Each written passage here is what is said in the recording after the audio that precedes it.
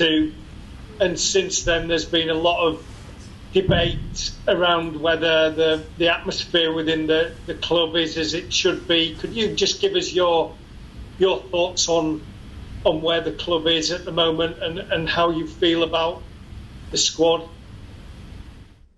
Well, I can only tell you about the squad, obviously. I don't know about the atmosphere inside the club. I can only speak about the players, the locker room, the coaching staff. Obviously, everybody was very disappointed after the game, not only about the result, but also about the performance, especially in the first half. Yes, and now we have 4 days of training, yesterday, today, tomorrow, and the day after tomorrow, before the Aston Villa game. And my job, our job is to make sure that we show a different performance on Monday against Aston Villa.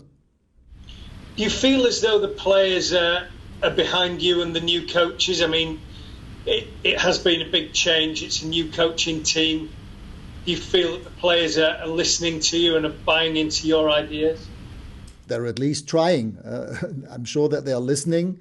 And I think we showed in the last games against Palace and also against Burnley and in parts also in the away games against Norwich and Newcastle that they are trying to follow to the advice that we give them, that I give them.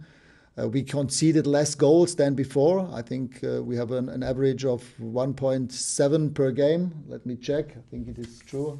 How many goals have we conceded so far? It's 0.6 in those 6 games. But yes, still, it's about balance. We need to find the best possible balance between offense and defense. And this is we still have something to do and to get better on. Simon Peach. Hi, Ralf. I was just wondering how the group, I guess yourself and coach staff, have reacted to the loss, and did it make you understand just how much a result can be amplified at arguably the biggest club in the world? Well, yes. I mean, as I said, all the players were disappointed, frustrated, like myself, like the coaching staff, because especially in the first half, we didn't get hold of the build-up game of Wolves. Again, second half was better, but we just didn't score. We didn't score the first goal, but conceded it 10 minutes from time. And as I said, it's a question of balance of offense and defense. I think offensively, we have quality. We can show the quality, but at the same time, we need to find the best possible balance, offense and defense. Continuing that theme, there's a lot of talk, and there has been before your arrival, about the midfield. I was just wondering what you thought of the options at your disposal there, and whether, having looked at it, you think there's a profile of player that is missing.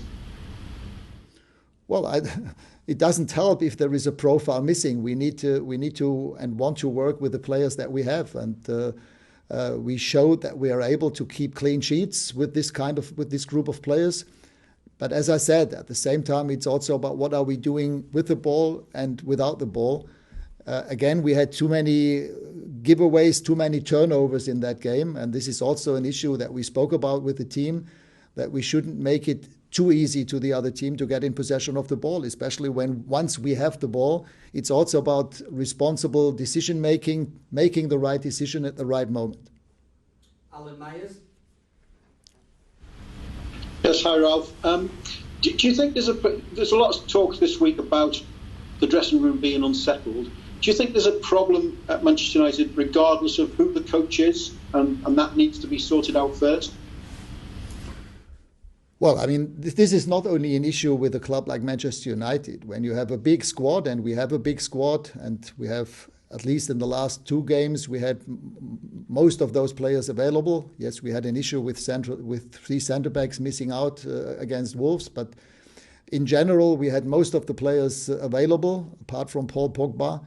And if you have that many players and only 10 field players can play, and 3 being substituted, then of course you have quite a number of players, in our case 12, 13, 14 players who don't even play or not even being in the squad.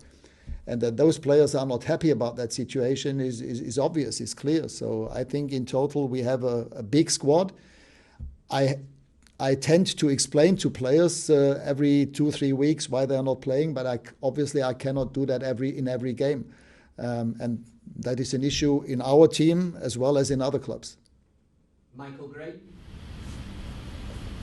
Hi, Ralf. Ralf, do you think the players not knowing your future is having an effect on the performances? I mean, we have players with contracts expiring in the summer.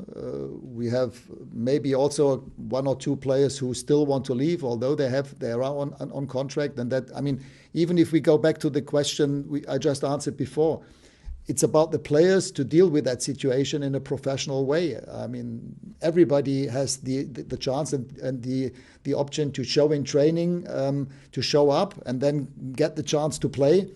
And if this is not the case, then of course the player, together with the club and with the agents, they need to discuss the situation. But as far as I can tell so far, the players have been dealing with that in a professional way. So I cannot say anything else. If I realize that this is not the case, I will address that to the players directly.